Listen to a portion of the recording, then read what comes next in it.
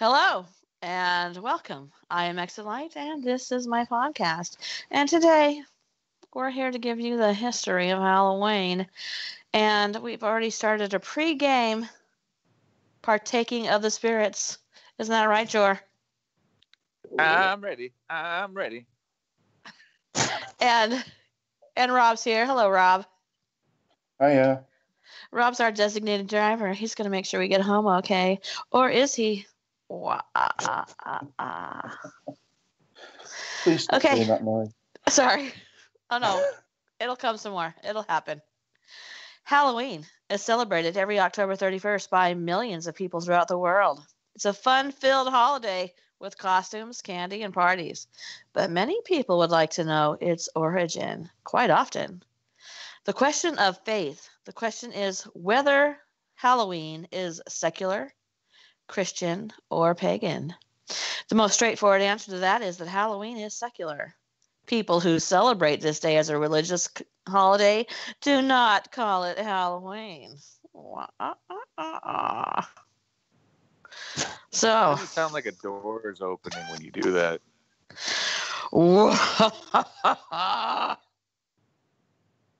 Now you just sound like you smoke cigarettes. It's supposed to be scary. Oh, I'm sorry. I'm sorry, guys. Tracer, Somebody play the dome noise for her so she can stop doing this. Yes, Rob. how long I know you're on day release from somewhere. But how I'm long on have you day got? release. Yeah. I'm on day release from the institution. Don't knock an institution. 3 free meals a day. Medication is free. We should all go there. 3 free females a day? 3 free meals per day. Okay, you should space that out because that sounded very much differently than what you intended. Get them while they're cold. And medication. It's a vacation that everyone should take once a year. Anyway. Where do we want to start? Jory, can we start by saying this? If you guys would like to go to my Teespring store, please do. Some of you have already gotten my merchandise. And we're trying to build up Jory's inheritance. Yes. I need monies. Bring me all the monies.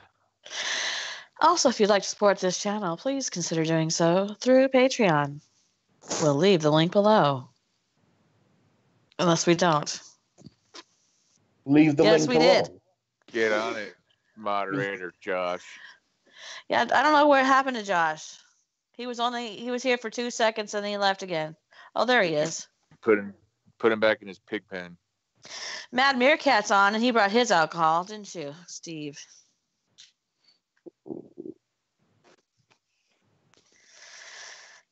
Okay. I guess I will start this Halloween history partaking of. What do you think? You I think you should right on start. the head.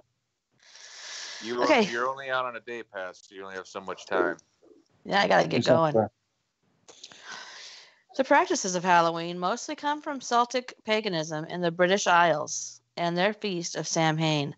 You're responsible for this, Rob. Did you hear that? Yep. They believed it was a time when ghosts and spirits came out to haunt, and the Celts would appease the spirits by giving them treats. The feast was celebrated in Ireland, Scotland, Wales, and parts of Britain. Halloween also has some elements of the Romans celebrating Pomona, the goddess of fruit and trees.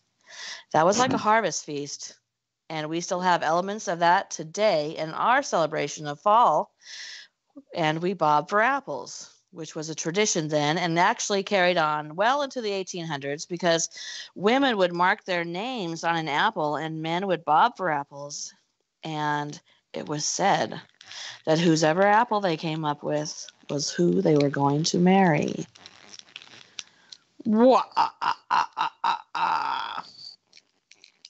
That's probably not scary. Whatever. I'm so scared.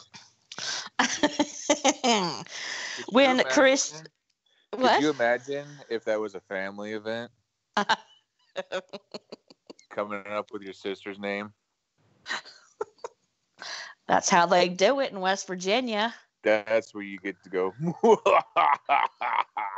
No, that's where you go, Mama.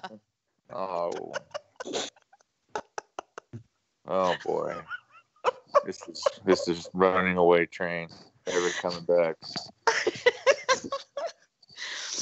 When Christianity came to Britain, just like what happened when Christianity came anywhere, they figured the best way to convert people was to incorporate their practices instead of banning them.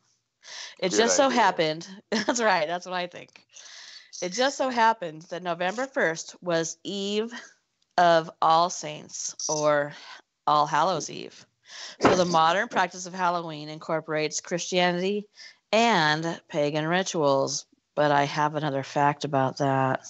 Oh, please tell us. Okay, well, Well, Pope Gregory III, who was Pope from 731 to 741, not PM, AD, is commonly credited with moving the holiday to November 1st. The reasons for the move are debated. Yet, All Saints' Day was not extended to the entire church worldwide until the 9th century by decree of Pope Gregory IV, who was Pope from 827 to 844. Prior to this, it was only restricted to Rome. The reason we celebrate Halloween on October 31st is that it evolved out of a Catholic holiday called All Hallows Eve. It was a night of feasting that occurred the day before All Saints' Day, a general celebration of the saints, which comes November 1st. In turn, All Saints' Day was originally celebrated on May 13th. In the Orthodox Church, it continues to this day to be celebrated on May 13th. It is the first Sunday after Pentecost, which is 7 weeks after Easter Sunday. So we could have Halloween twice per year. I vote for that. If anybody was wondering. What do you So have to tell us? What? where did it actually start? What country? The Celts, The Ireland, Scotland, Wales, and parts of Britain.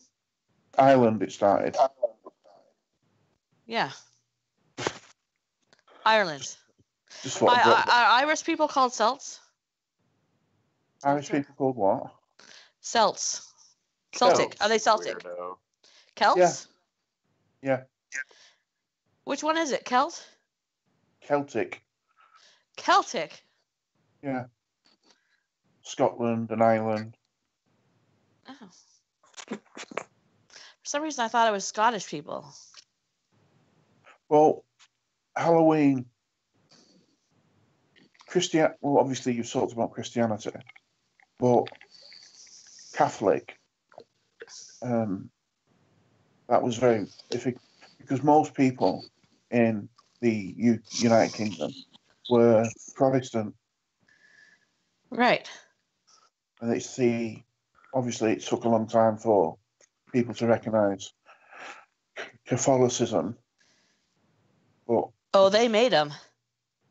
Yep. They made them.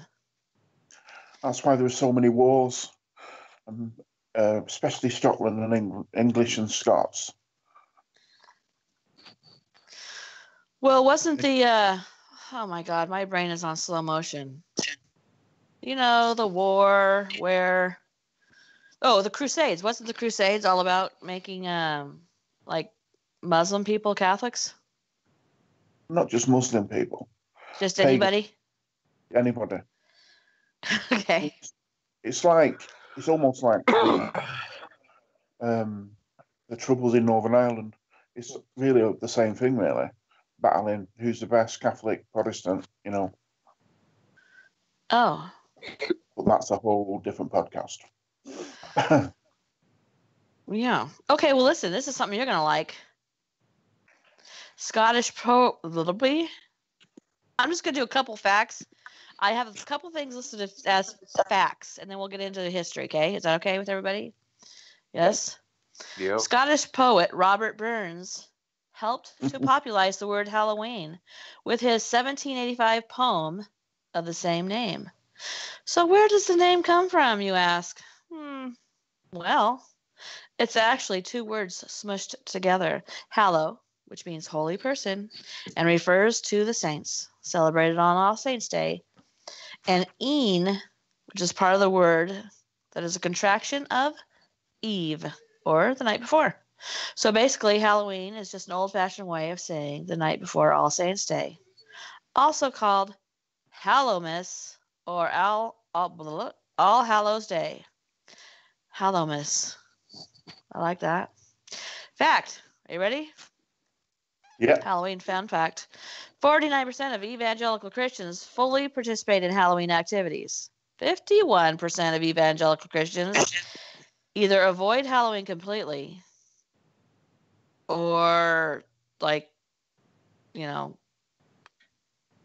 don't know, they go to fall fests. 28% avoid the pagan elements of Halloween. So I hope that they are getting rid of their Christmas trees, their Yule logs, and their Easter bunnies, too.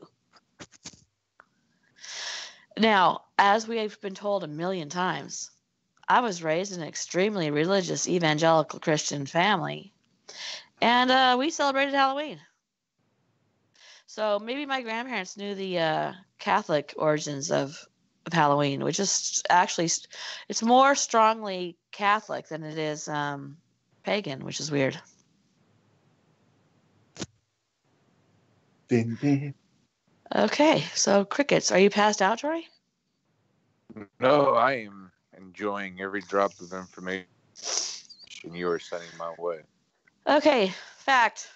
John Merck's Festival, which is the most popular Orthodox sermon compilation in late medieval England, actually explains how All Hallows Eve came about. Pope Boniface IV converted the Roman pantheon into the Christian church dedicated to saints and martyrs during the 7th century. This day was then commemorated as All Saints' Day, while Merck's story tells about the Christian appropriation of a pagan temple. His narrative is firmly situated in a Christian event, the dedication of a new church, far removed from the Celtic world of Samhain. From this medieval perspective, Halloween is a celebration of the Christian triumph over paganism. Woo! Yay! Won! Hey, when the Christians triumphed over pagans, did they raise a flag over Iwo Jima?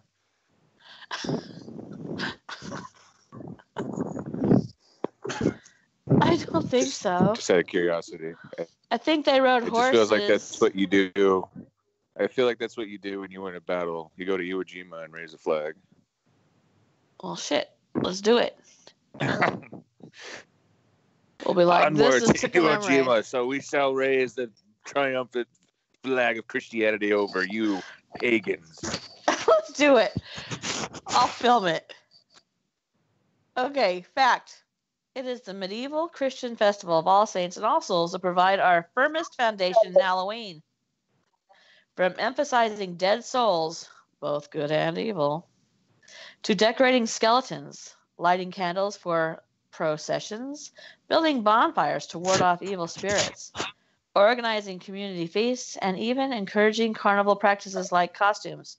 The medieval and early modern traditions of Hallowtide fit well with our modern holiday.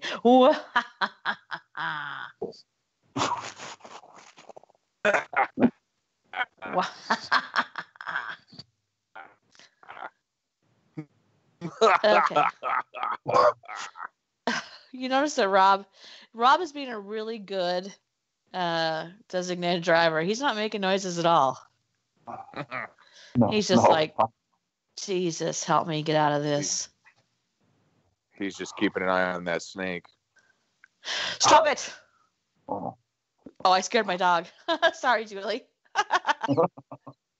Stop it! Stop it! Sorry.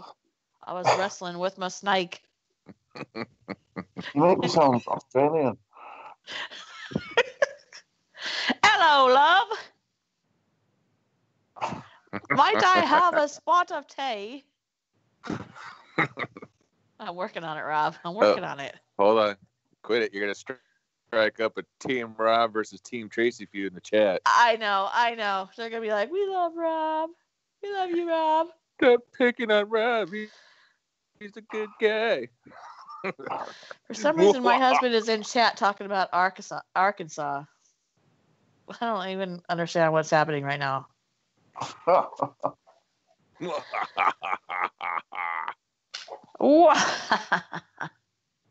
All right. Do you have something to tell us?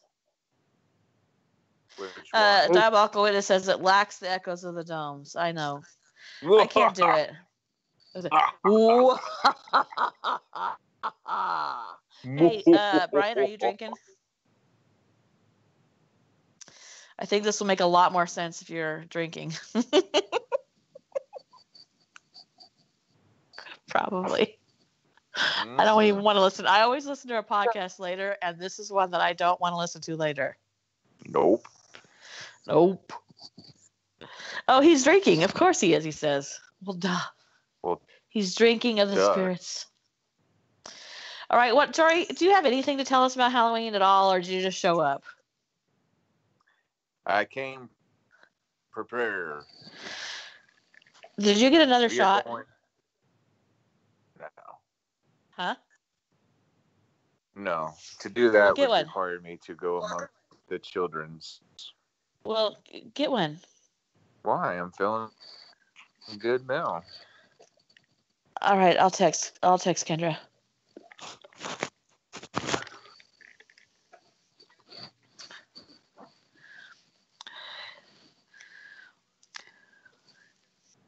Hey, can people hear you, Jeremy?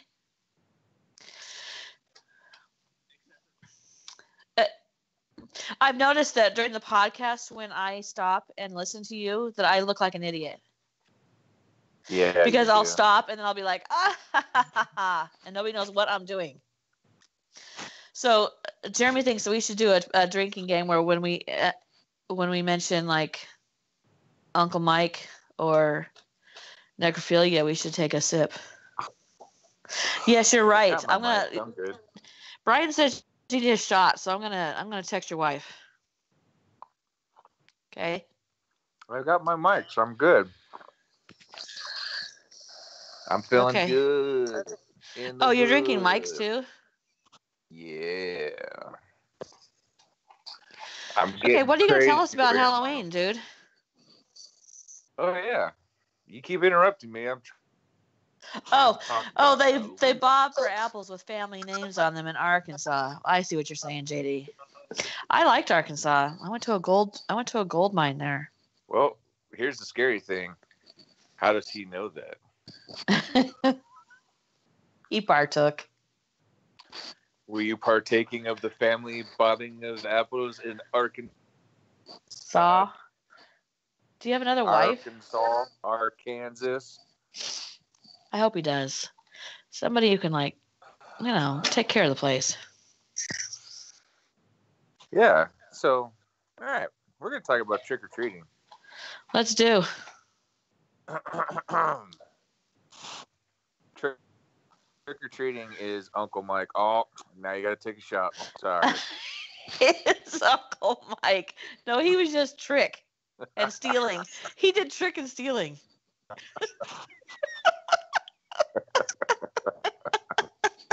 I'll drink to that. Oh, I'm getting another shot. Thank you, Kendra. Apparently, you convinced the wife. Hold on. You're going to have to take this away from me because there's no way I'll be able to hold it. Hold on. Okay.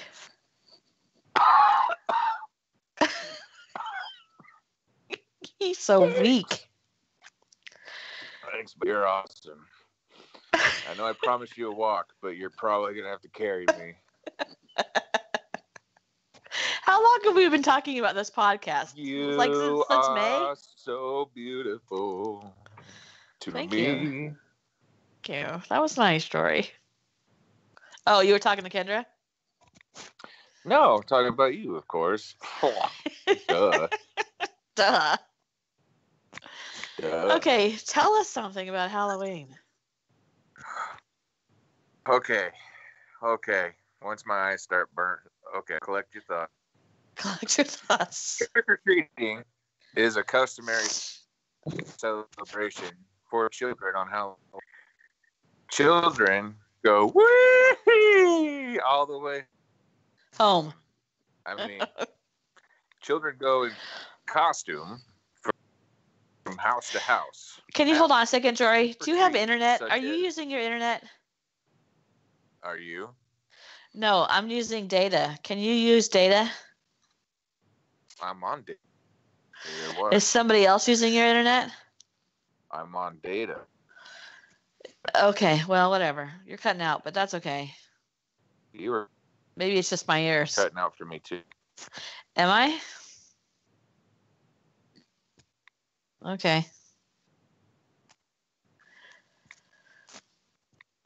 Jory. Josh did hashtag Jory is weak. Hello? Oh, yes, that's better. Jory says you're Josh. No, what? Josh says you're putting out too much. Pull your shit together, Tracy. Hey, watch your Yeah. language. Sorry. Your child's on. Yes, a couple of them. Okay. Children go in costume from house to house asking for treats such as candy or sometimes money. With the question, trick or treat. Hold on. My chest is going to cave in. Trick. Trick, please. The word trick implies a threat to perform mischief on the homeowners or their property if no treat is given. Right. The practice is said to have roots in the medieval practice of mumming. Of what? Mumming. Oh. Which is closely related to souling.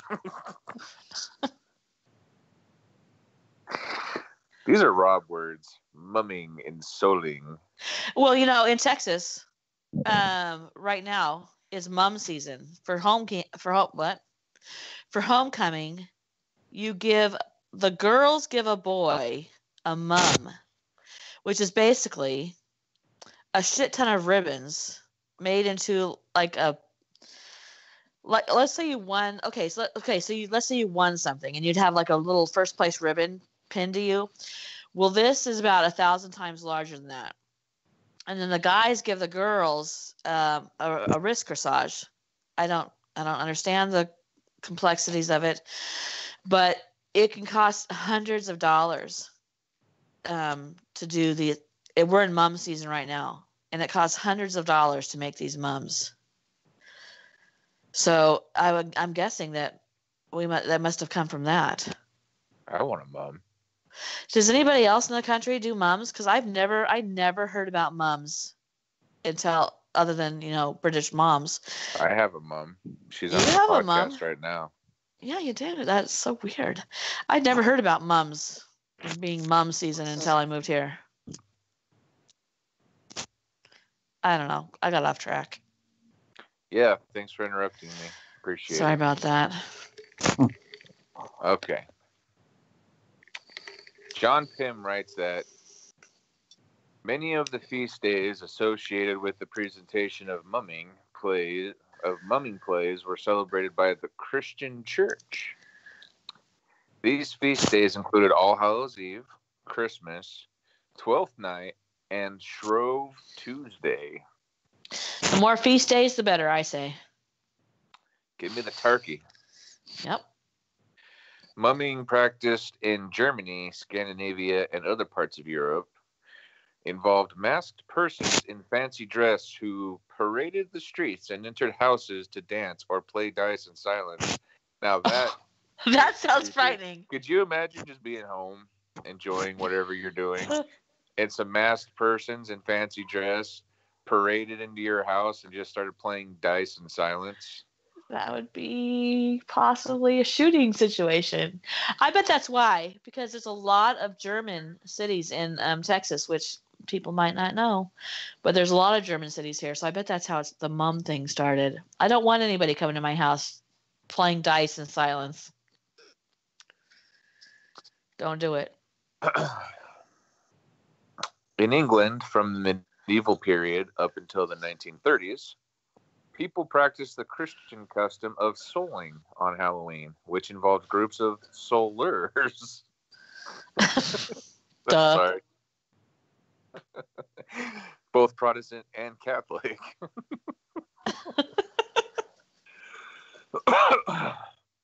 Going from parish to parish, begging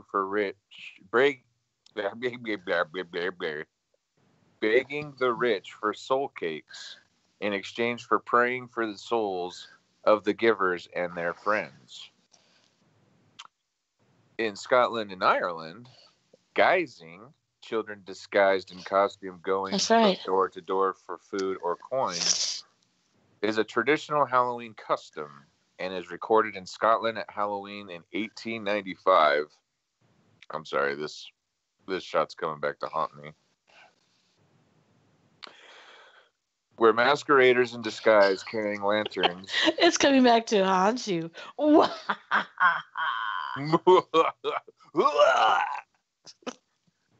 1895, where masqueraders in disguise carrying lanterns made out of scooped out turnips visit homes to be rewarded with cakes, fruit, and money. I'll take the money. Please, Alex. I'll take all Alex, the monies. I'll take money for $500, please. Can I rewind time and go to South Carolina and buy the winning Power or Mega Millions ticket, please? One person won that. Yeah. I'm angry about it. I can't talk about it. I'm angry too.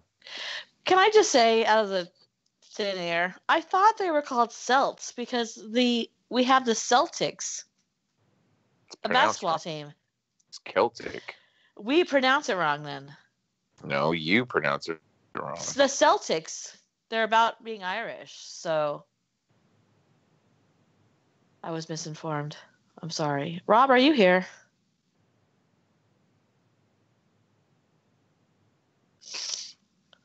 Rude.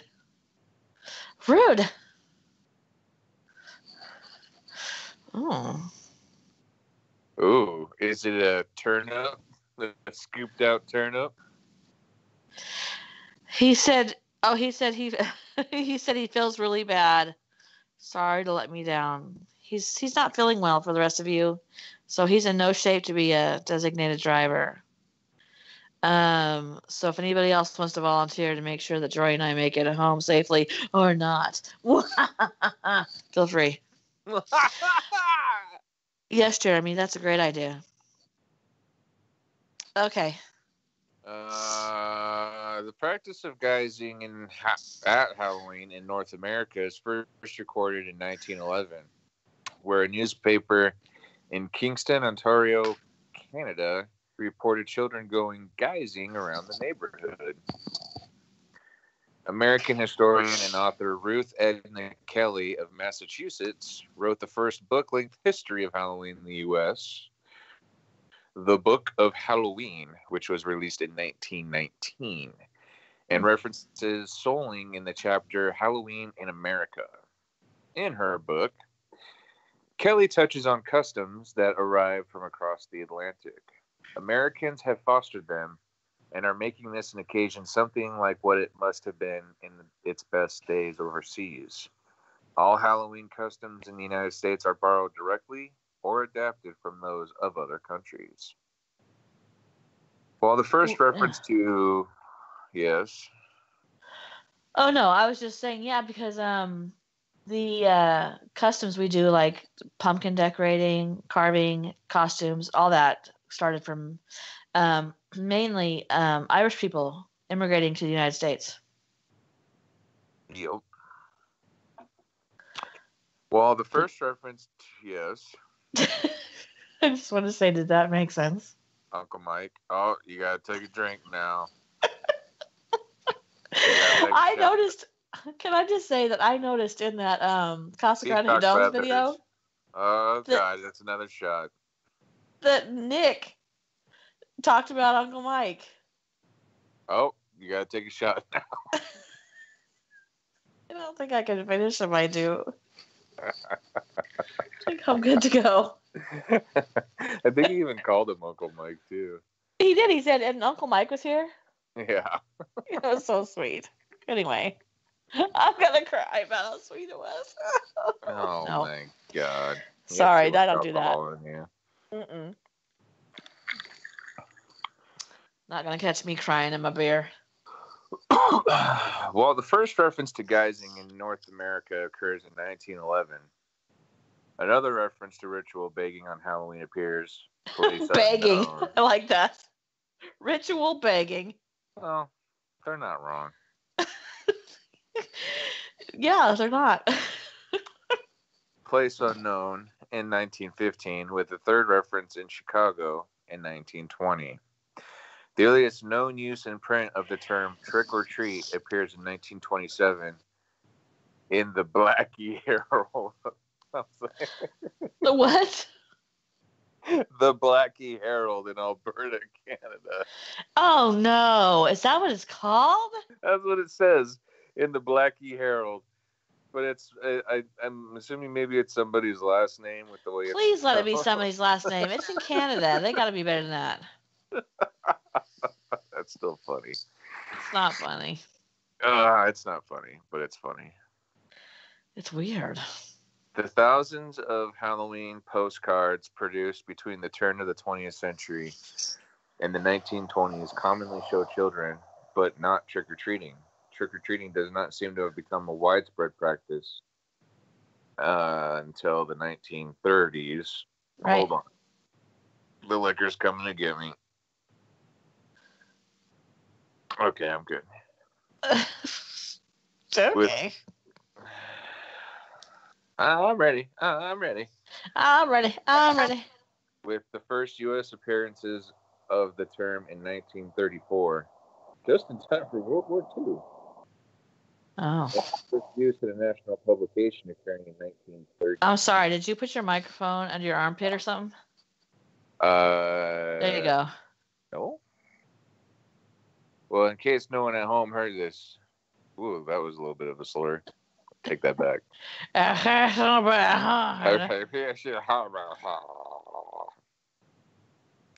Trick-or-treating does not seem to have become a widespread practice until the 1930s, with the first U.S. appearances of the term in 1934, and the first use in a national publication occurring in the 1939.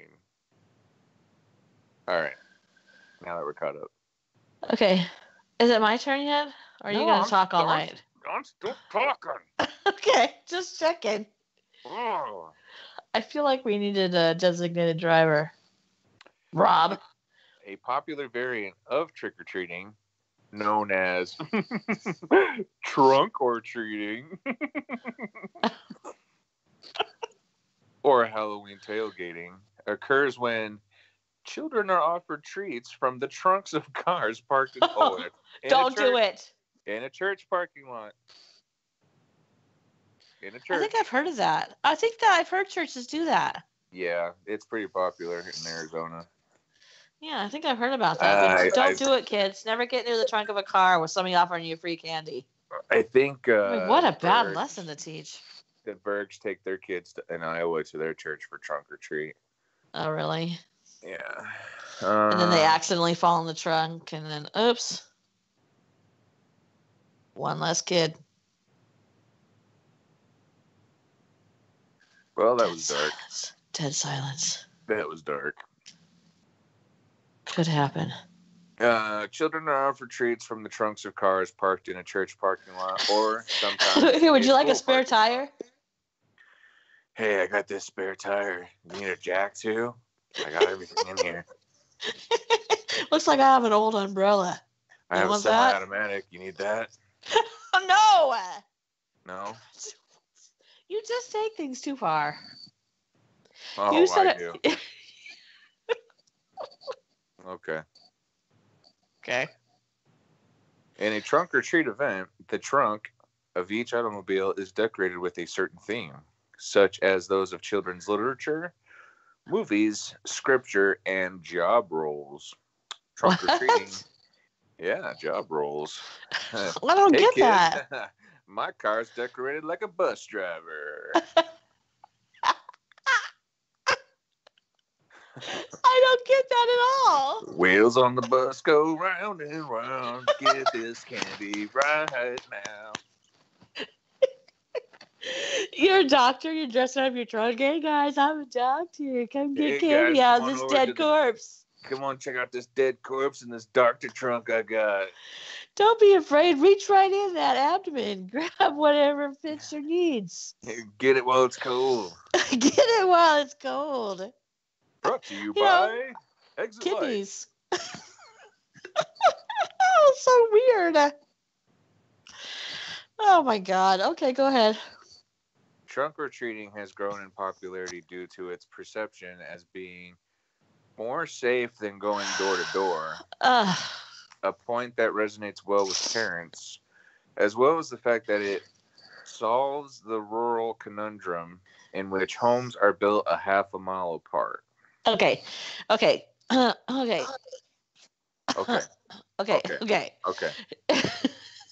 what I'm going to say. Bullshit. First off, it's not unsafe to go from house to house. That there has never, ever, ever in the history of trick-or-treating been a case where anybody has put poison or needles in candy unless it was actually that child's parent. So it's not unsafe. Secondly, it's mostly churches that do this because they think they're taking out the pagan aspects of it. Churches have fall fests the same day. Hey, I got to tell you something real quick.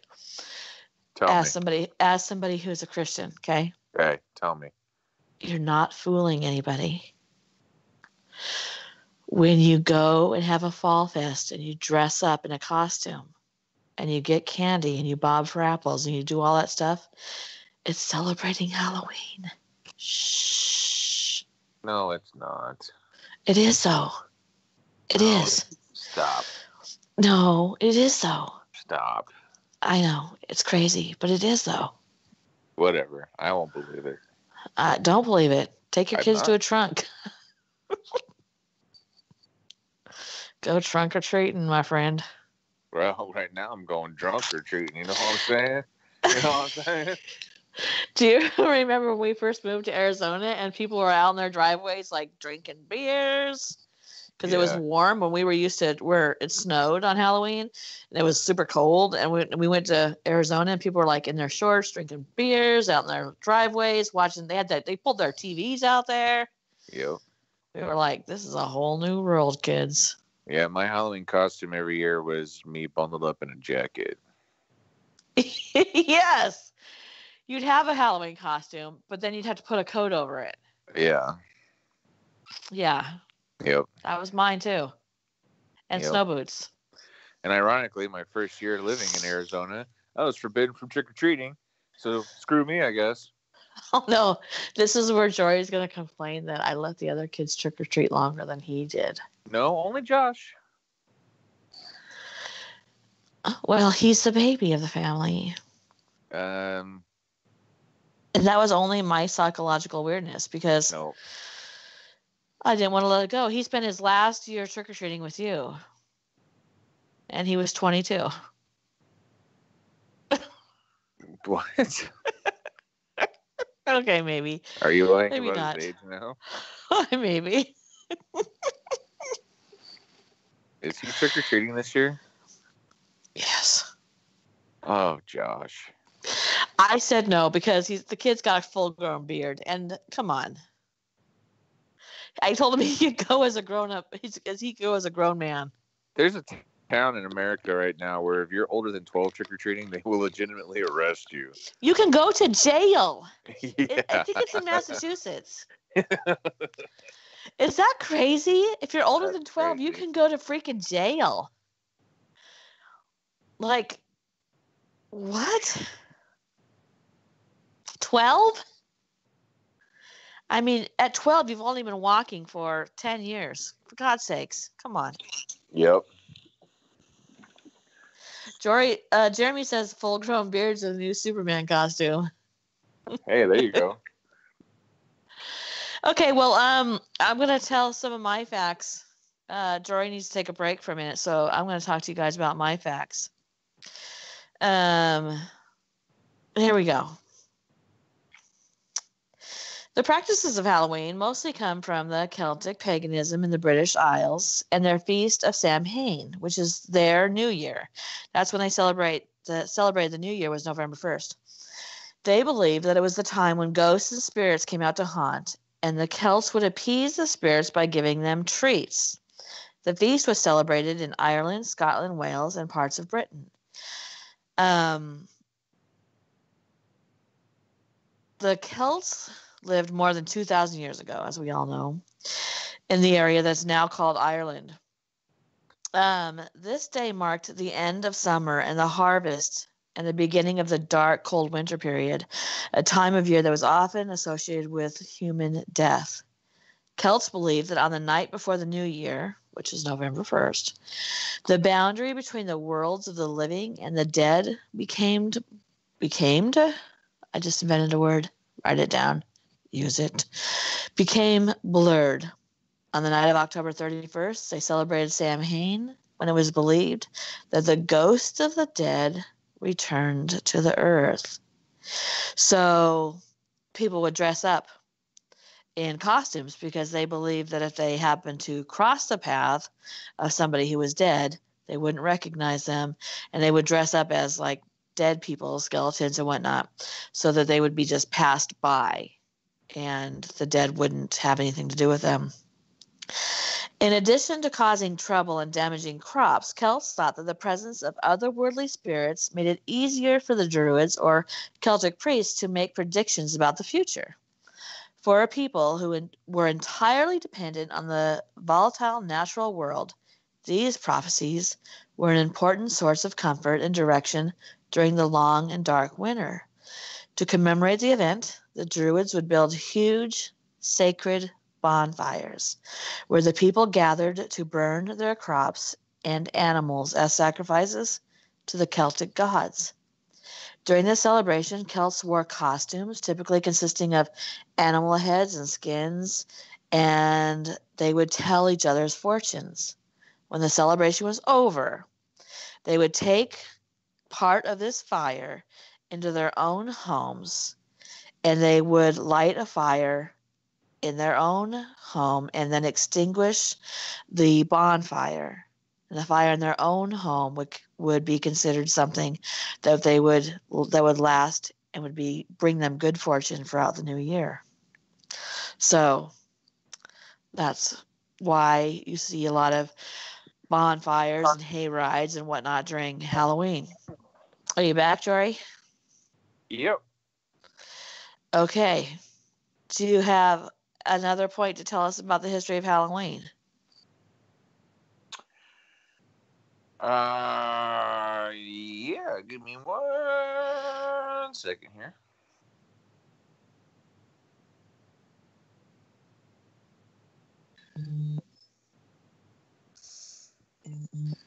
Apparently, my mom has to or now.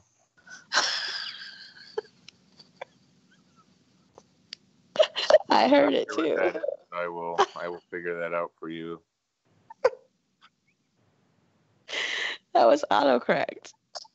You just did a story on haunted attraction, or What? just hay rides, corn mazes, stuff like that. Oh, I was talking about how the Druids would burn fires and they would dress up to hide themselves from the dead. Oh, okay. All right. Well, I'm gonna do some haunted attraction stuff then. Okay. Okay. Haunted attractions are entertainment venues designed to thrill and scare patrons. Most attractions are seasonal. Are you on mute, Mom? Okay. Most attractions are seasonal Halloween businesses that may include haunted houses, corn mazes, and hay rides. And the level of sophistication of the effects has risen as the industry has grown. The first recorded purpose-built haunted attraction was the Orton and Spooner Ghost House, which opened in 1915 in Lip Hook, England. This attraction actually most closely resembles a carnival funhouse powered by steam. The house still exists in the Hollycomb Steam Collection. It was during the 1930s, about the same time as trick-or-treating, that Halloween-themed haunted houses began to first appear in America. It was in the late 1950s that haunted houses as a major attraction began to appear, focusing first on California. Sponsored by the Children's Health Home Junior Auxiliary, the San Mateo Haunted House opened in 1957. The San Bernardino Assistance League Haunted House opened in 1958. Home haunts began appearing across the country during 1962 and 1963. In 1964, oh man, saying all these dates with alcohol in your system is fun. The San Mateo Haunted House opened, as well as the Children's Museum Haunted House in Indianapolis. Hello. I don't think you're making enough noise. Can you try being a little bit more louder? I was picking at my earbuds and they were swinging around and hit the dog. The loud returning of the light. They were swinging around and hit the dog. Uh-oh. Sorry. We lost her.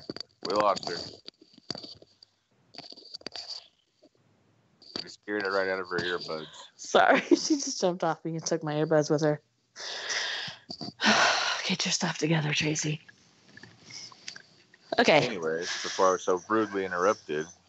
I know, sorry. My bad. The haunted house as an American culture icon can be attributed to the opening of the Haunted Mansion in Disneyland on August 12th, 1969. Knott's Berry Farm began hosting its own Halloween night attraction, Knott's Scary Farm. Yeah. Which opened in 1973. Evangelical Christians adopted a form of these attractions by opening one of the first hell houses in 1972. They opened what? One of the first hell houses. When I was growing up, our youth groups would go to haunted houses. We would make a tour of different haunted houses. Not hell houses. Hell houses are where they have the rooms of sin, right? Yeah, where they show the 7 deadly sins. Yeah. Oh, we didn't do that. We went to regular haunted houses. As a matter of fact, my church, my dad was the youth group leader. We put on a haunted house in an old barn, and it was awesome. Nice. Yeah. The first Halloween haunted house run by a non-profit organization was produced in 1970 by the Sycamore Deer Park Jaycees in Clifton, Ohio. It was sponsored by WSAI, an AM radio station broadcasting out of Cincinnati, Ohio. It was last produced in 1982. Other Jaycees followed suit with their own versions after the success of the Ohio House. The March of Dimes copyrighted a mini haunted house for the March of Dimes in 1976 and began fundraising through their local chapters by conducting haunted houses soon after. Although they apparently quit supporting this type of event nationally sometime in the 1980s, some March of Dimes haunted houses have persisted until today. On the evening of May 11th, 1984, in Jackson Township, New Jersey, the Haunted Castle, Six Flags Great Adventure, caught fire. As a result of the fire, 8 teenagers perished. And now they haunt the ride. Where was this? In Jackson Township, New Jersey, at the Six Flags Great Adventure.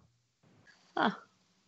The backlash to the tragedy was a tightening of regulations relating to safety, building codes, and the frequency of inspections of attractions nationwide. The smaller venues, especially the nonprofit attractions, were unable to compete financially, and the better-funded commercial enterprises filled the vacuum. Facilities that were once able to avoid regulation because they were considered to be temporary installations now had to adhere to the stricter codes required of permanent attractions. In the late 1980s and the early 1990s, theme parks entered the business seriously. Six Flags Fright Fest began in 1986. Can I stop you right there? Yeah. Your brother, your dad, and your sister just went to Six Flags Fright Fest on Sunday. I'm aware.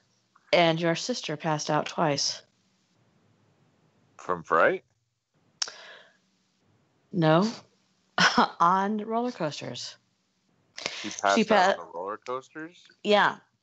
She takes a medication that was originally intended for people with blood pressure problems.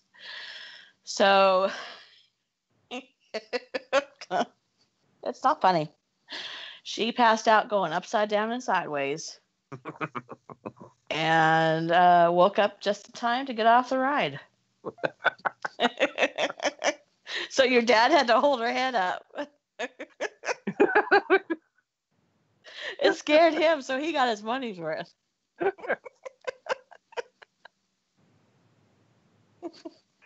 Eat it, Madison. Yeah. She said that she started feeling like, I feel weird. Boop, and then she woke up at the end of the ride. Which... So if you're on blood pressure medications, do not suggest. Hold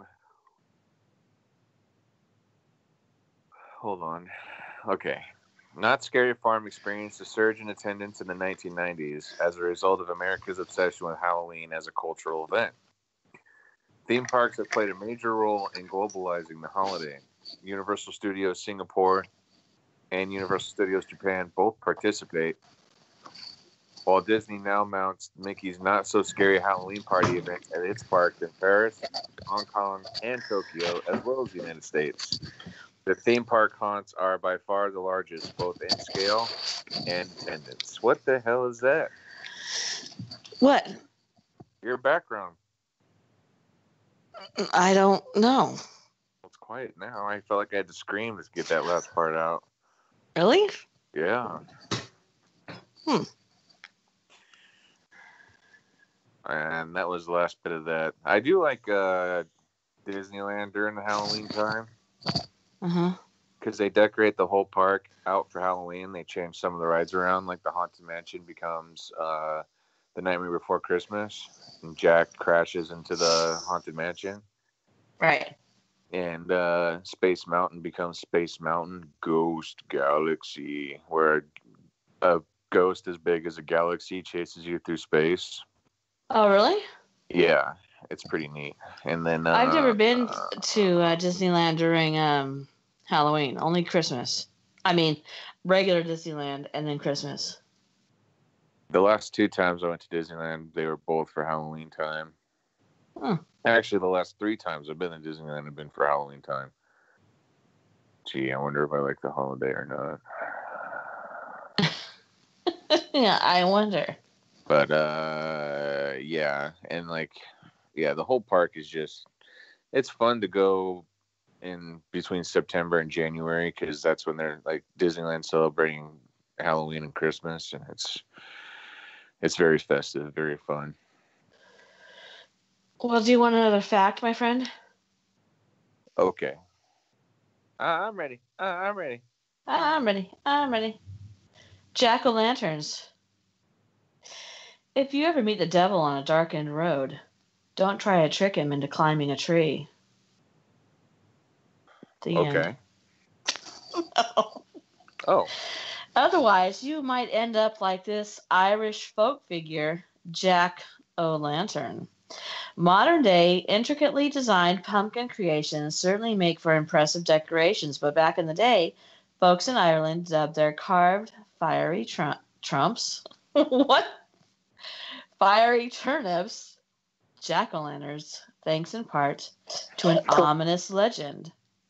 One night, a conniving local drunkard named Jack trapped the Prince of Darkness in a tree by hanging a sign of the cross in the bark.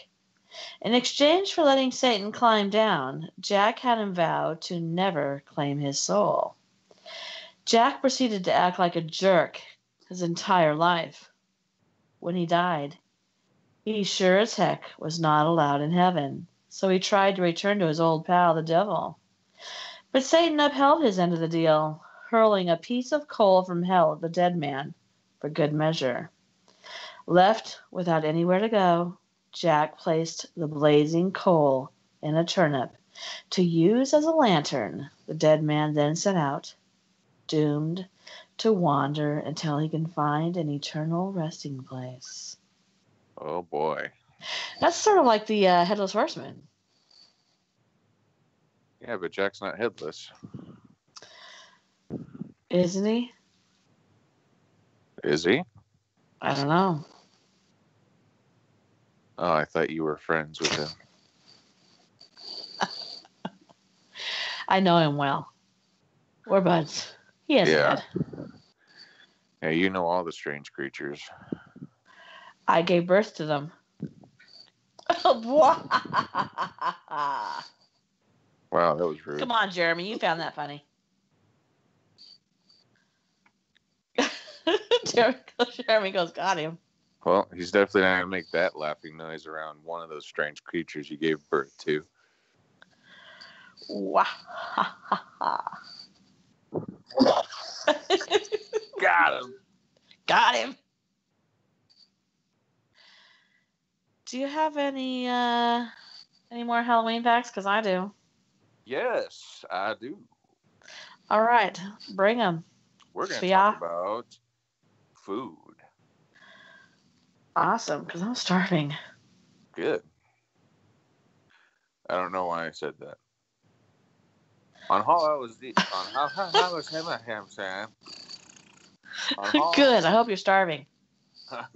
I hope you starve with the thousands of souls in hell. What I think is funny is you caught yourself and you were like, I'm sorry I said that. I don't know why I did. I went to a dark place there. I apologize. It's Halloween.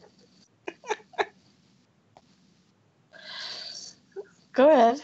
On All Hallows Eve, many Western Christian denominations encourage abstinence. Abstinence? Abstinence? That's what it says. I was like, abstinence. You said abstinence? Abstinence? Abstinence? I just had to make sure I was reading the word right. Did they mean absence? No, it's abstinence. Although I could use some absinthe right now, too. Absinthe. What's that drink called? It's, Absinthe? What's it called?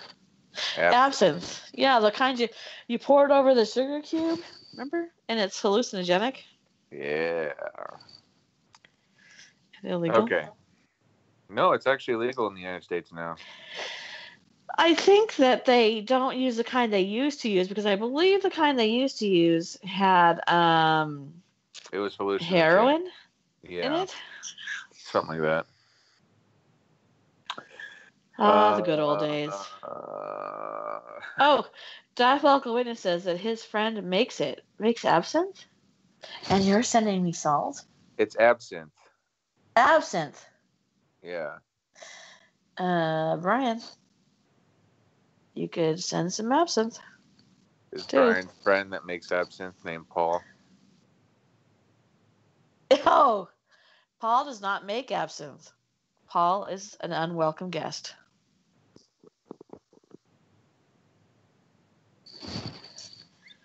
Are you there? I'm here. I was just trying to hold back a very bad joke. And I need to get back on track. He says he'll send me a pint. Oh, shit. That'd be awesome. I'm sorry. Excuse my language. Yeah, it's a family show. I know. There's kids in the other room listening to you right now. Sorry about that, guys. Many Western Christian denominations encourage abstinence from meat, giving rise to a variety of vegetarian foods associated with this day. Wait, what? They encourage abstinence, which gives rise to vegetarian foods? Associated with this day. Okay, how do those two connect exactly? Well, I'm trying to get to it. Okay. That was Let me weird. connect the dots for you. Please. All right. Because in the Northern Hemisphere, Halloween comes in the wake of the yearly apple harvest, candy apples, known as coffee apples outside North America, caramel apples or taffy apples are common Halloween treats made by rolling whole apples in a sticky sugar syrup, sometimes followed by rolling them in nuts. That's enough out of you already. Just That's enough out of you already. Oh, it's gonna get worse. I'm gonna read you one of the foods that's eaten in Scotland. You're gonna laugh harder. Okay. Oh no. At one time, candy apples were commonly given to trick-or-treating children, but the practice rapidly waned in the wake of widespread rumors that some individuals were embedding items like pins and razor blades in the apples in the United States. While there is evidence of such incidents, relative to the degree of reporting of such cases, actual cases involving malicious acts are extremely rare and have never resulted in serious injury.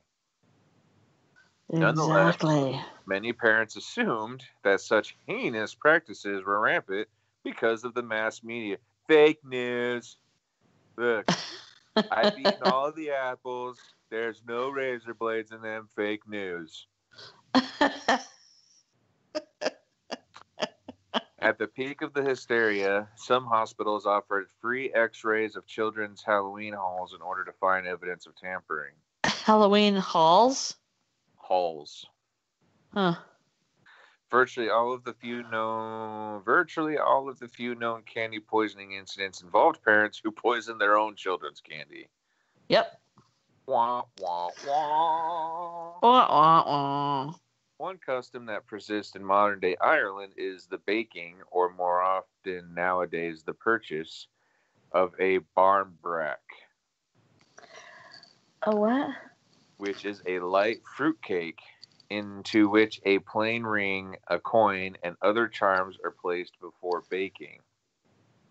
It is considered fortunate to be the lucky one who finds it. It has also been said that those who get a ring will find their true love in the ensuing year. Excuse me. Uh-huh.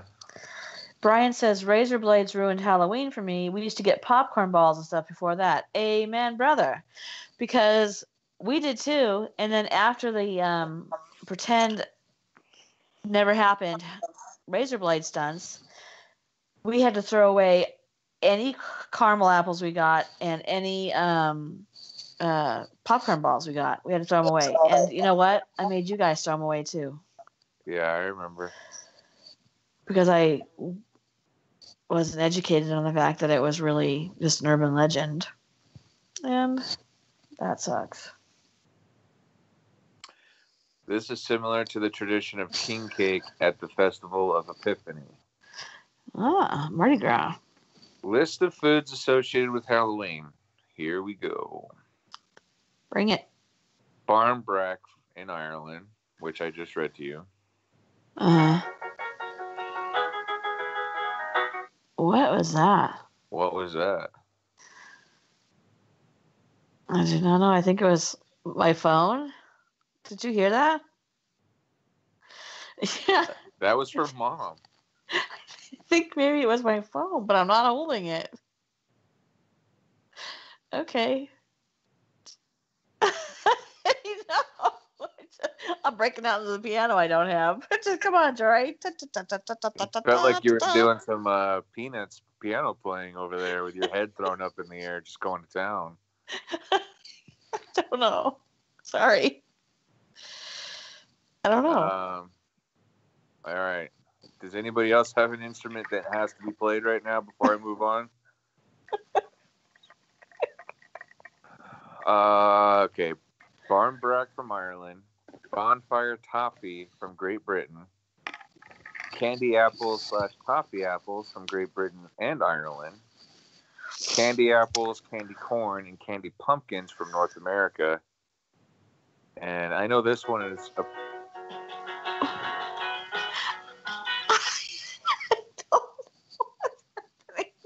feel like you're doing this on purpose now. I'm not. I don't know what's happening. That is so weird. That sounded like some Jerry Lee Lewis. Great balls of fire. I don't know what is happening. I'm sorry. Maybe that's what goes on inside my head. I don't know. Sorry. It's my phone. It's just and when I pick it up, it stops. I don't know. Anyways, as I was saying before the piano started playing, sorry. The next food on the list I know is a personal favorite of my mom's. Oh. Monkey nuts. What? What, you didn't think I wouldn't figure it out?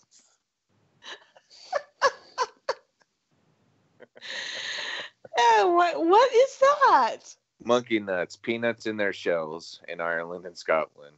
That's what they call them? It's just peanuts. Yeah, monkey nuts. What? Yeah, good old Irish and Scottish always have a clever name to put for their food. I don't even know what to say. Monkey nuts. Love them. I just got back from the shop. Would you like some monkey nuts? What was that accent, though?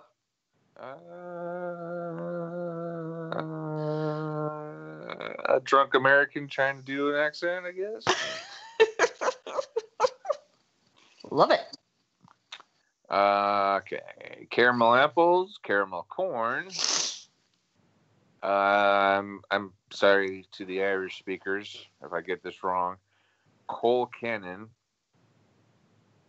Halloween cake, novelty candy shaped like skulls, pumpkin, bats, worms, etc., roasted pumpkin seeds, roasted sweet corn, and soul cakes. Okay. So that's a bit of the food that is traditional for Halloween across the world. I'm trying to think of any other food that I would consider traditional for Halloween. Oh, corned beef. Wait, is corned beef Halloween? I thought that was St. Patrick's Day. St. Patrick's Day. Get it right. Soul cakes are not edible. They're made out of souls. So Those are pretty edible. I think you just pretend it's a bunch of air. Josh wrote, Mom eats those all the time under monkey nuts. Thank you, Josh. I think. What the hell? All right. Was that you laughing? Yeah. It sounded like somebody behind you. Oh, no, I laughed. I can't really think of any other Halloween food. McDonald's, because that's where we go. It's a tradition. Remember that? Yeah. We go every year after trick-or-treating or the haunted house. Yeah. Caramel apples. Popcorn balls. Yeah. I can't really think of it other than that. Any traditional... We did tacos for our Halloween party last night. Does that count? No. Oh, okay. Diabolical Witness says that Jory is not drunk enough. I agree. And Jeremy says that the flesh of my enemy... I almost said enemas. The flesh of my enema. The flesh of my enemies and Scooby Snacks. And Jeremy's saying that if you donate $5 through Streamlabs, you can pick the host of your choice to do a shot. I think that somebody needs to donate $5 for Jory to do a shot personally. That's my personal opinion. I'm about ready to donate for Jory to do a shot.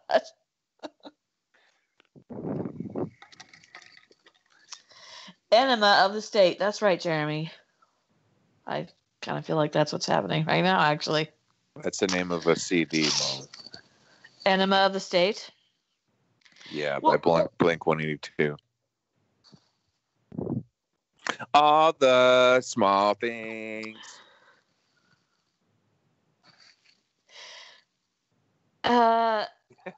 What just happened with Mom Loves Enemas is what Jory just put. Josh just put. Josh, get off the. What are you doing? What is he doing right now?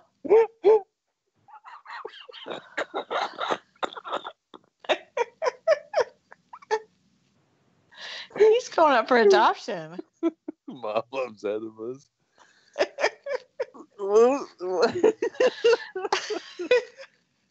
Okay, should I tell him should I tell him that story? You know the one I'm talking about.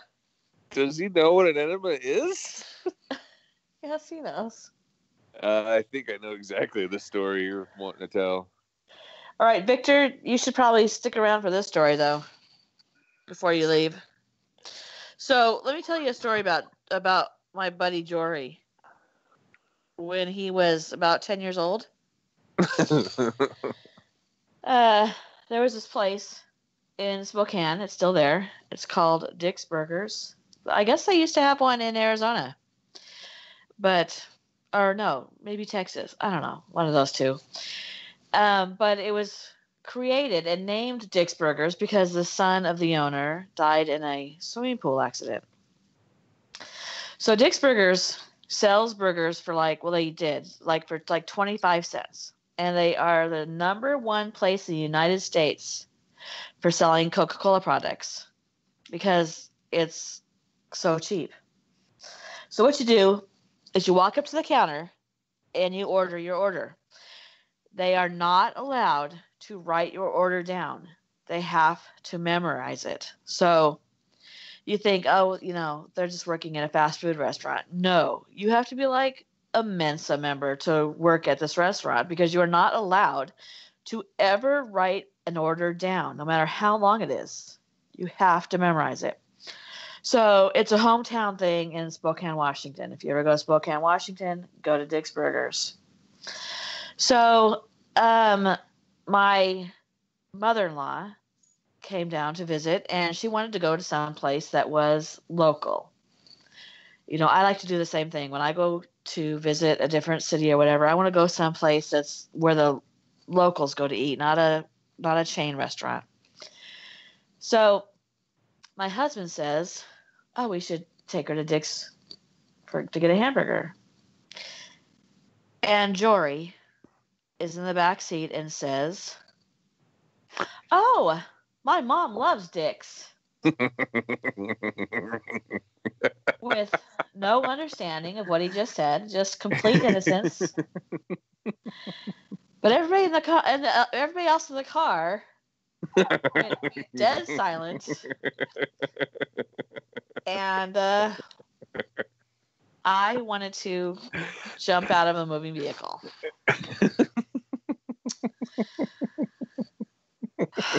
Yes, that was one of my favorite days. Well, was I wrong? Oh my God. About the restaurants. Help me. Please help me. I can't. About the restaurant. Yeah, about the restaurant. Yeah. Oh my God. I probably have never been that embarrassed before in my life. Anyway, moving right along. Can I tell something about Halloween that has nothing to do with Dick's Burgers? Okay. I still owe you for that. No, I'm good. No, still owe you. No, I'm good. Still owe you. No. All right, are you ready? The I'm celebration. I'm ready. The celebration of Halloween was extremely limited in colonial New England because of the rigid Protestant belief system there. Halloween was much more common in Maryland and southern colonies. As the beliefs and customs of different European ethnic groups, as well as the American Indians, meshed, a distinctly American version of Halloween began to emerge.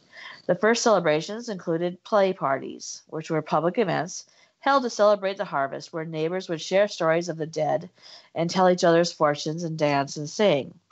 Colonial Halloween festivals also featured the telling of ghost stories and mischief making of all kinds. And Jory, did you watch? You did not watch the Drunk History where they did Halloween? I didn't get a chance to. Okay, so it was obviously a true story where in this town, teenagers would go on Halloween and they would like destroy everything as, being mischievous. And there's one woman whose garden was destroyed every October 31st. She came up with the idea of having people come to a party and trying to give the kids something to do rather than destroy everything. So, on the first year, it started out as sort of a small celebration, but she went home, and the next morning, her garden had been destroyed. Well, the next year, she threw this huge party, and also she asked everybody to have candy at their house so that the kids could go around and get candy and do that rather than being mischievous. And the next year, this party was a huge hit. The kids went around, they got candy, they weren't mischievous, and that is how colonial America started their Halloween traditions, because the next year that she had the party, and for the second year in a row, nothing happened to her garden. And that's how they were distracting those terrible, terrible teenagers. So America was flooded with new immigrants. And these new immigrants, especially the millions of Irish fleeing the Irish potato famine, helped to popularize the celebration of Halloween nationally, because they already did by the time they got here, because they were already doing Samhain festivals and carving turnips and whatnot. So I'm gonna go over soul cakes a little bit. Is that okay with you? Okay. The American Halloween traditions of trick-or-treating probably dates back to the early Souls Day parades in England. During the festivals, poor citizens would beg for food, and families would give them the pastries called soul cakes in return for their promises to pay for the family's dead relatives. The distribution of soul cakes was encouraged by the church as a way to replace the ancient practice of leaving food and wine for roaming spirits. The practice, which was referred to as going a souling, was eventually taken up by children who would visit the houses in the neighborhood to be given ale, food, and money. The tradition of dressing in costume for Halloween has both European and Celtic roots. Hundreds of years ago, winter was uncertain and frightening time. Food supplies often ran low. For the many people afraid of the dark, the short days of winter were full of constant worry. On Halloween, when it was believed that the ghosts came back to the earthly world, people thought they would encounter ghosts if they left their homes. To avoid being recognized by these ghosts, they would wear masks so that the ghosts would mistake them for their fellow spirits. On Halloween, to keep ghosts away from their house, people would place bowls of food outside their homes to appease the ghosts and prevent them from attempting to enter. Also, in the olden days, I don't know what else to call it, people would pass out scripture when you went to their house to trick or treat, and if you didn't hand out a treat, then they would do a trick on you, which was some sort of vandalism. Usually they would knock over your outhouse, they would tear up your garden, things like that. So it was better to go ahead and give candy or soul cakes or money or even scripture to keep them from vandalizing your property, which is so funny that we started a holiday just to keep people from vandalizing us. Hello? Okay. I think we should start that up again, personally. Is there anything else you want to say, Jory? Not unless you want to get really deep into just weird aspects of Halloween, but I think that's basically everything that's really important. Yeah, I think what I think is interesting is that we today in our regular lives, for at least 3 holidays, practice some form of pagan beliefs, whether it's dressing up to confuse the spirits, or having a Christmas tree and a Yule log, or an Easter bunny, which used to symbolize, and chicks, which used to symbolize spring and the birth of life. And so I think that's really interesting that this many thousands of years later, there are still tiny little remnants where if there was a time machine and you brought these people back to this time, they would recognize these tiny little things left over. And I wonder, what do we do now that 2,000 years from now will be left over? You know, what mark are we making now that 2,000 years from now will still be celebrated? Will Halloween still be the same, and Christmas and Easter and whatnot? Or will they be different but have just little tiny specks of history in them still? Yeah, it would be interesting because you can see that these holidays are evolving every year. I think I just read it, or I was at actually a work meeting where they read a statistic that this will be the most popular year for Halloween ever, based just off of sales alone of what people are buying for Halloween. Well, Rob told me that, Halloween isn't really a big deal in Britain, which is funny considering that we just said that the history of Halloween stems from Ireland, Wales, Britain. Where'd that come from? Britain and Scotland. But this year, they're expected to have the biggest sales of Halloween ever, a 15% increase. Rob's children have never celebrated Halloween before, and they're going to go trick-or-treating for the first time. Oh, So, wow. yeah. So, it's, hold on a second. Victor Lyon says, good question, X-Light. Even a little bit, Christmas is changing its philosophy as well. Yeah, I think, unfortunately, I feel like Christmas is becoming more, what's the word I'm looking, secular. But times change and go back and forth, so it could be that when I was growing up, we weren't allowed to believe in Santa. We had to follow strictly religious beliefs as far as Christmas goes. And I kind of felt like I missed out on a little bit of the magic of waiting for Santa. And so I did that with my children. But then one of my kids, moderator Maya, when she found out that Santa wasn't real, she said to me, "Is Jesus real?" Which I was always worried that the leap would be, if Santa's not real, the Easter Bunny's not real, it's not that big of a leap to say, well, is God real? Because they're all things you have to believe in without seeing, right? Mm-hmm. So, and now I think that Christmas has become very commercialized and secular. So, but things swing back and forth. So who knows what will be left 2,000 years from now that will still be celebrated? And wouldn't it be interesting if we still talked about Yule logs and we still had Christmas trees, and those things went back thousands and thousands of years to still do those traditions? Yeah, I think those traditions will hang on. I think mostly because the music, like, Yeah. the radio stations turn on Christmas music, and it's music from like the 40s and 50s and 60s, and so it sings about the old traditions, and I think that will have a resonating effect on for generations to come. Right. They're going to be told, like, hey, this is how you celebrate Christmas. I think Right. Christmas will evolve much like Halloween and Easter, but I think a lot of the base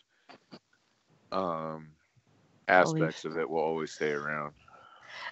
Victor Lyon says Valentine's Day is a completely commercialized. Yes. Valentine's Day, I think, was always intended to be commercialized. Um, although it was named after a Catholic saint.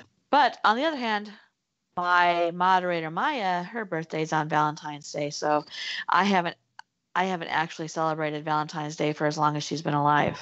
It's always been Maya's birthday. Um, so that for our family is a different kind of a day. But yeah, like we turn on now Christmas music and you still hear Bing Crosby Mm-hmm. or Elvis Presley. And I really like that because I'm the kind of person who likes traditional hymns. I love old, you know, uh, "Oh Holy Night" and those traditional hymns for Christmas songs, and they're still popular. So I do think that those kind of traditions will continue. But I wonder about Halloween, considering that so many people now, like they said, 51% of evangelical Christians don't celebrate Halloween in full. They do it at like fall festivals, which I'm going to say one more time. A fall festival isn't fooling anybody. It's Halloween. I don't care how you put that lipstick on a pig. It's still a pig. If you're dressing in a costume and you're getting candy, it's still called Halloween.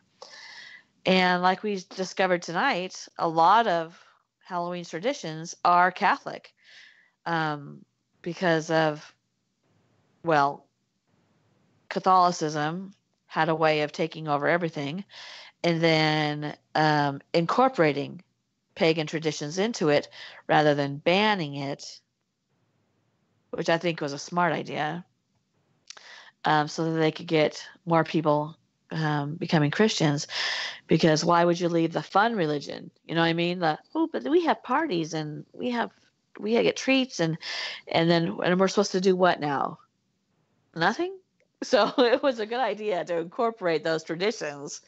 And I worry that Halloween is going to be one of those that someday is just told in folklore. Because Halloween is the second biggest holiday in the United States as far as money spending goes. Mm-hmm. So, I mean, for many, many, many, many years, Halloween was my favorite holiday until I started having children to see their faces. Because Halloween is the one day of the year where you can dress up and nobody can recognize you and you can be and do anything you want to and excuse it.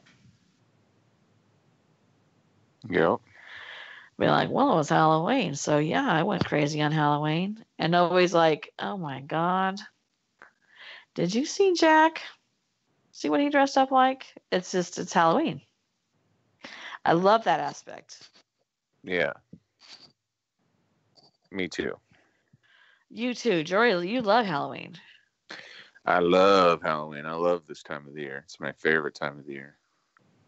I love it too. I really love it. I love that when we were able to, we always had the haunted kind of, not house, but garage and driveway. And Yeah. we would start a year in advance planning for it. First year I moved here, I just bawled like a baby because we didn't get to do that. I love it. I love Halloween. Yep. I seriously wait all year for September because, well, it's August. I can't wait till August because right after August is September, and then in September in my mind, is a holiday season.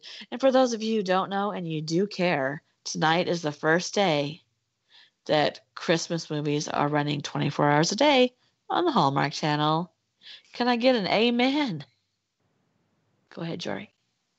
Go ahead. No. Amen. Nope. Jory's wife and I, we are big Christmas fanatics, so we enjoy that, but Jory doesn't like it. I love Christmas. I gotta have my Halloween. I can't have Christmas movies playing before Halloween. It throws the whole thing off. Jeremy gave me an amen. Diabolical Witnesses. I want Christmas music. Well, I used to feel the same way. I used to get like actual angry. Like, what happened to Thanksgiving? Can we have Thanksgiving? Because they even do Black Friday on Thanksgiving Day now. Which, I mean, when I was growing up, the stores, everything shut down on Thanksgiving, and they still do. But then they open back up for Black Friday, which on Thursday, which is weird. At 6:00. And Brian says, I listen to the local station nonstop until the end. Fifth pound for you, Brian, because that's what I like to do too. I've been playing, so am I, Exolite. I am also a Christmas fanatic. Me too. As a matter of fact, this weekend, don't tell anybody, I'm putting my Christmas tree up. Shh. And can I tell you something else? I bought this Christmas tree in June. Shh. Don't tell anybody. I have a tree. It's not a Christmas tree. It looks like a cottonwood tree, but it has lights. And I have like a wall of lights, Christmas lights that I keep up all year round. Don't tell people. I actually keep 2 Christmas pictures up all year round. I don't know what happened. I don't know what happened. Well, you know, when you were little, I was so broke. So broke that I hated Christmas because I just felt so bad, you know. But when you got older and we had more kids, and just to see your guys' faces, and you grew up and you were such the best kid because you were grateful no matter what. No matter what you got, you were grateful for. So Christmas is always a big deal for you, which was a blessing. Mm-hmm. I'm gonna drunk cry. No, I'm not. There's no crying on drunk Halloween history. Nope. Puking, maybe. My girls are going to Trans-Siberian Orchestra. Oh, says Brian. I would love that. I wanted to go last year, and JD was in Oklahoma, and they had the Russian ballet come to do the Nutcracker for Christmas. Ooh. I wanted to go so badly I could taste it, but all the tickets were sold out like instantaneously. So I'm going to settle for going to the Nutcracker movie this year. There you go. Yeah. Jory? Yeah. Is there anything else you want to talk about the history of Halloween about? No, I think you drained me out on this one. I think this is one of the shortest podcasts we've ever done.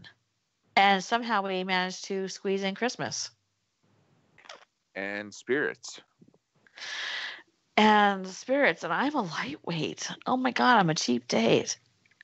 Mm-mm-mm. Is that why Dad married you?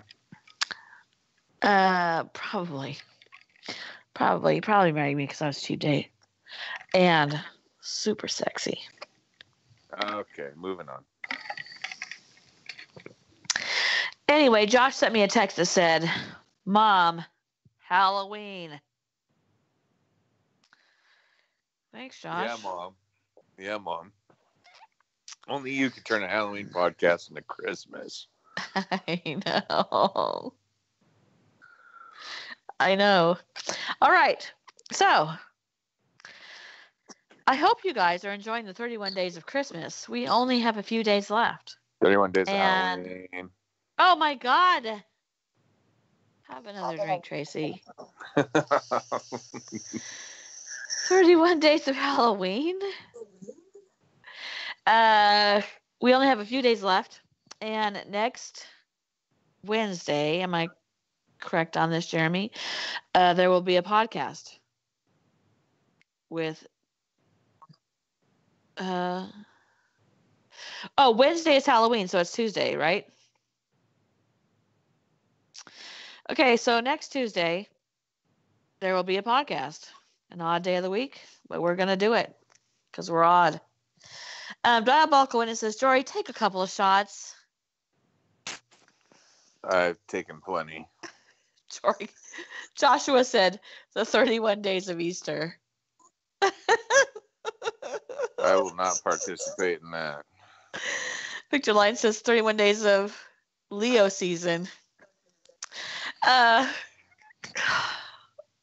anyway, yes, Jory, you should have taken a couple more shots. My God. I've still got to go for a walk after this. I'm not Who hitting no says? mailboxes. It's doctor's orders, weirdo. And by the way, it's doctor's orders. Oh yeah. Well, yeah. Well, why is that? Because the doctor says the wife and I should do some light workouts. Oh, okay. Victor Lyon's channel has been a channel for just a few days over a year. So congratulations to you, Victor, because that's a lot of people start channels and they don't stick with it. So I'm proud of you. I always knew you could do it. And you know that I've had faith in you from day one. So congratulations for that. And so if you guys want to head over to Victor Lyons TV, he just told me that he got a new channel wallpaper and you'll like his channel. And also head over to Diabolical Witness because you'll like his channel. It's if you like creepy and ghost stuff, he does a lot of ghost and paranormal investigations. You guys are going to like that. Victor does a lot of unidentified victims, which is really good work. And I'll see you next Tuesday for a podcast that I'll be in, and I'll be the designated driver because it's going to be basically Rob and Jeremy. But I'll be here because, I'm the entertainment. I am bringing the monkey nuts. Yeah. And yeah. But I hope you guys have liked so far the content for the 31 Days of Halloween because we've been working really hard behind the scenes and trying to get stuff up early and on time and a bunch of different stuff. So I hope you guys have liked it. Also, become a Patreon today so that Jory may have an inheritance. And I've got several different things up there for merchandise that I hope you guys will like, including a mug. Victor specifically wanted mugs, so I'm designing a few different mugs right now, but I got one up and I'm designing a few different ones. And we'll have content all the way up through Halloween, you guys, which has been a lot of fun. And I really appreciate you guys showing up and showing me the love. Yes, a mug. Well, yes, Brian, mugs. I have mugs. You're not going to get mugged unless you want to. Then that costs extra. That was weird. Oh, well, that's good. Okay, well, Brian, I have one right now, but I'm going to have a few more. So I'm working on those, and I'll let you know when I have a larger choice for you guys. And I want to thank Jeremy because Jeremy has been helping moderating and being the director because Maya, as it is at her job, in which she gets paid more than just love. So thank you, Jeremy, for doing that. Love you. And thank you, Jory, for coming and doing this, which we've been planning for a long, long time. Yes, thanks to everybody and you for having me on. And I also recorded some stuff for the 31 Days of Halloween for the Exit Light channel, so be looking out for that as well. Yes, I think that is scheduled for the 28th or the 29th. So it'll be coming in a little while. Jory very graciously wrote his own stories, you guys, because Jory, in case you don't know, Jory is also a writer. And so he wrote his own stories, and those are going to be published as a video. And I appreciate that very much.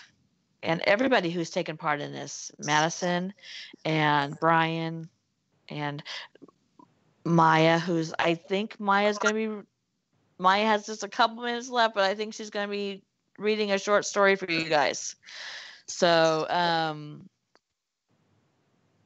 I appreciate all the help you guys have done. And of course, Rob has helped me with several videos that he's put up, and it's been a lot of fun. I'm going to miss it. I'm going to miss it. Maybe we can do it some other time, some other month. Because I think I'm going to be here 4 times in November. Podcast. All right, I won't. I'll be back. Yeah. I'm actually writing a story right now that's going up in November, so. All right, Jory, do you want to say goodnight? Yes. Good night, everybody. And Jeremy says, Diabolical says, Jory, I can't wait. Jeremy says 31 days of Shark Week. I'd love to do that. 31 Go ahead. days of Shark Week. Shark Week. I feel like that's a very long week of sharks. It's very long. Yeah. 31 days. I don't know if I could come up with that many stories about sharks. I could probably. Yeah. Thank you, Jory. Thank you. And thank you to Rob for showing up for a tiny little bit. You guys, he's not feeling very well at all. And he told us beforehand that he wasn't feeling well. So our designated driver had to bail. We lasted longer than the sober guy. Yeah, we did. He's fighting his snake. Stop it. Stop it. Stop. Hello, Poppet. Hello, love. Hello, love. Shall we get some tin crumpets? Uh-oh. All right, you guys. Good night. Hold on. Before we What? leave, Okay. Hallmark is starting a radio station that will play Christmas music 24/7. Oh, thank you, God. I just heard the angels singing.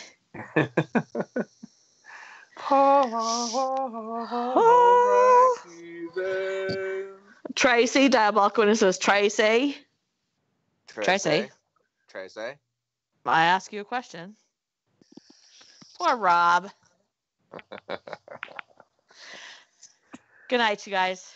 Good night, everybody. And I'll see you next Friday for a podcast.